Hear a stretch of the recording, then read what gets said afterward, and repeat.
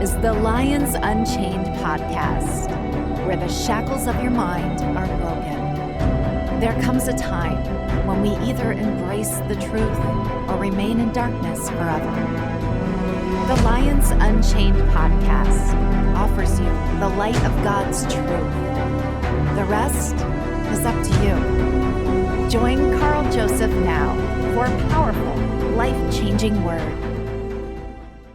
Friend, I will begin this broadcast with the words of Dwight D. Eisenhower, the supreme commander of the Allied forces in Western Europe during World War II, and the 34th president, when he said, and I quote, "Without God there can be no American form of government, nor an American way of life. Recognition of the supreme being is the first, the most basic expression of Americanism.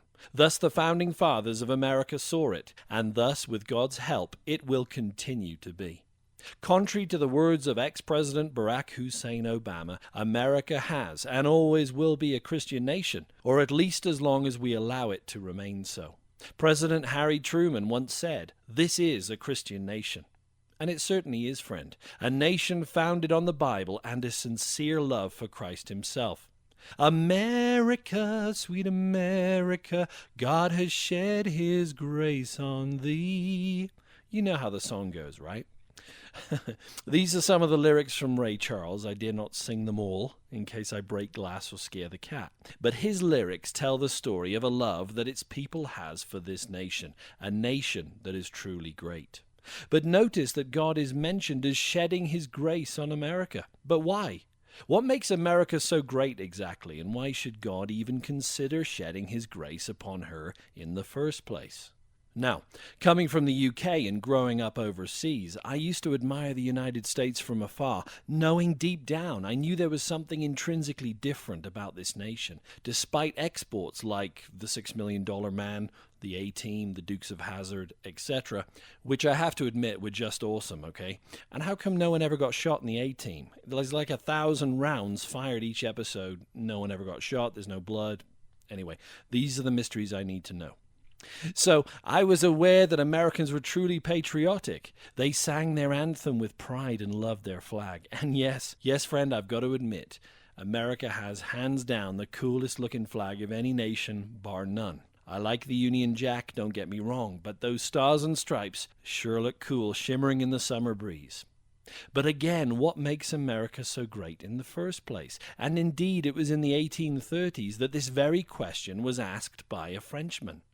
At the time, the French government was under an unprecedented crime wave, and prisons were overflowing in the aftermath of the French Revolution. Well, duh, France, this is what happens when you eradicate religion from society. Anarchy inevitably ensues. Anyway, based on this societal breakdown, the French authorities sent a well-respected judge and social philosopher named Alexis de Tocqueville to the United States to investigate our society, our beliefs, and even prisons within the U.S. His aim was to find out exactly why there were so few prisons and crime in this new vibrant nation that had barely got out of its diapers. Tocqueville eventually spent several years of careful study and wrote his findings in his classic publication entitled The Democracy of the United States in 1840. His work was so well received that it was called the most comprehensive and penetrating analysis of the relationship between character and society in America that has ever been written. So, after visiting America in 1831, Tocqueville said the following, and I quote, "I sought for the greatness of the United States in her commodious harbors, her ample rivers, her fertile fields, and boundless forests, and it was not there. I sought for it in her rich mines, her vast world commerce, her public school system, and in her institutions of higher learning. And it was not there. I looked for it in her democratic Congress and her matchless Constitution. And it was not there. Not until I went into the churches of America and heard her pulpits flame with righteousness did I understand the secret of her genius and power.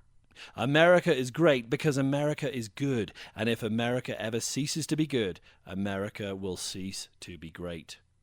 Friend, as de Tocqueville mentioned, it was not until he ventured into the churches of America and heard the preaching of uncompromising ministers who spoke of God's righteousness upon a nation did he finally become aware of the secret to America's genius and power. But can the same be said of America today? If the temperature of the pulpit is the means by which we rightly gauge America's true power, then perhaps it is waning of late. In fact, we're currently in fear of becoming a post-Christian nation if we're not careful.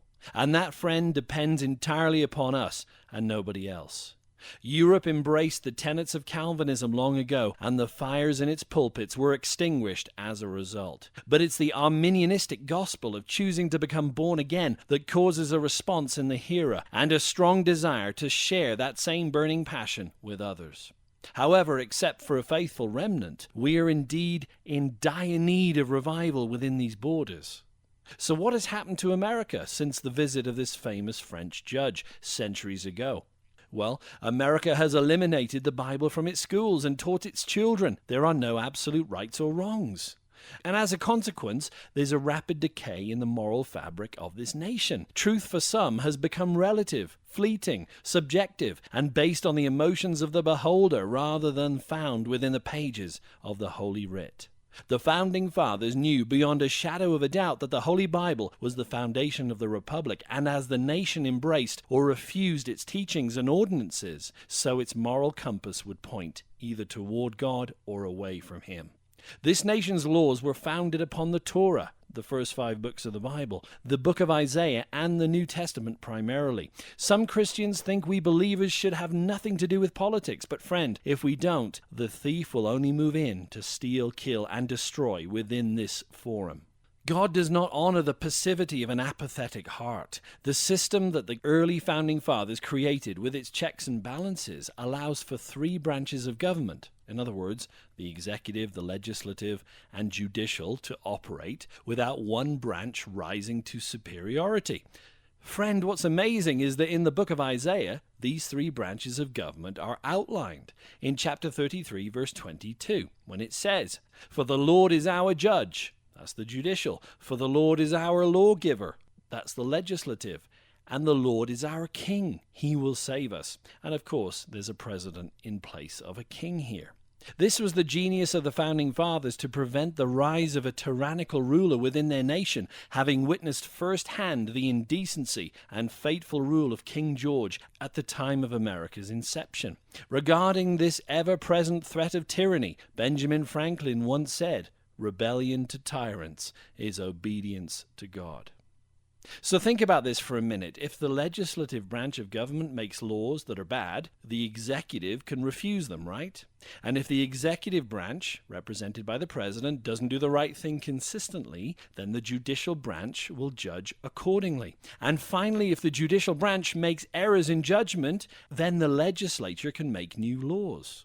And to go one step further, if the legislature becomes belligerent in their lawmaking endeavors or introduce ungodly laws, we, the people, whom the government is meant to serve, can invoke Article 5 and do it for ourselves. If, and heaven forbid, the government becomes oppressive in nature or even becomes tyrannical, then the people can create a new government if it so desires. Don't forget, the Declaration of Independence was a dire warning against and in response to the history of repeated injuries and usurpations demonstrated by this ruthless monarch of King George, from which the Founding Fathers desired absolute liberty. The purpose of any law is to prevent evil from rising, to protect the innocent and righteous from the sinful nature of man, gaining the upper hand in society. When President Eisenhower added the words "under God" to the Pledge of Allegiance in 1956, many atheist groups wanted it removed. And it's within the pages of the Declaration of Independence that it acknowledges man as being created with unalienable rights. And if any form of government became destructive to abolish these rights of life, liberty, and the pursuit of happiness, it's the right of the people to abolish that same government. Don't forget, friend, it's not the government's job to help people achieve this happiness, but only to assure that no one interferes with the right to pursue that happiness.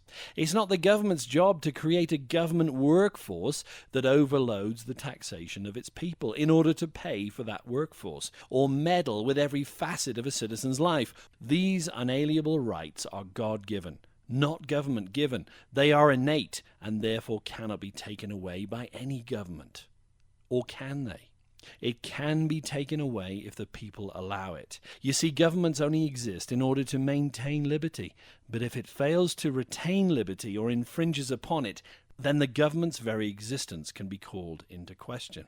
And that, friend, is why we have a little thing called the Second Amendment to the Constitution in the first place. In other words, we the people have the right to bear arms, which shall not be infringed upon. The Second Amendment is not meant for duck hunting, but to ensure government cannot take advantage of its people.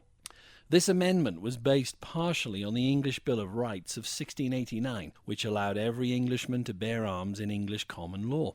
The Second Amendment is the physical means to prevent tyranny from ever raising its ugly head within the United States. Tyranny is a form of idolatry. It places the government above God and the people whom God gave those intrinsic rights. So we, as the people, are going to honor government as we bask in our liberty, but concurrently being careful never to worship it. But what is this liberty that we're so readily desiring? What does it mean exactly? Well, liberty is defined as personal freedom governed by personal morality. Anarchy is the opposite. But friend, notice there can be no freedom whatsoever unless the individual takes up his responsibility for leading a moral life. And where exactly are the most reputable places within the nation to learn of this morality?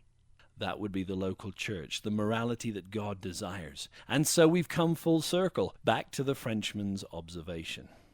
You see, without knowledge of God's law that defines moral living, then the moral boundaries become blurred, and you end up with a people in fear of losing their freedoms altogether. As President Jackson lay on his deathbed, he pointed to the Bible and said, "That book, sir, is the rock upon which our republic stands." From Jackson's observation, we can conclude right now that our very republic stands upon shifting sand, as biblical illiteracy is skyrocketing like never before.